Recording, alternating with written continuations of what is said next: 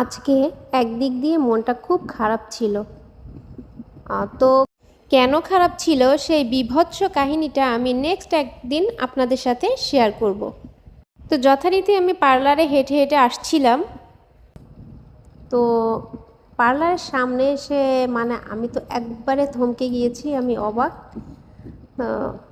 ওরা যে এইভাবে সেলিব্রেট করবে মানে আমি চিন্তাও করতে পারি নাই, আর আমার মাথায় এটা ছিলই না। আর ওরা যে ভিডিও করতেছে আমি আসতেছি এটা আমি খেয়ালও করি নাই। ওমা, পরে এসে আমি তো মানে একদম হতবাক হয়ে গিয়েছি যে কি ব্যাপার।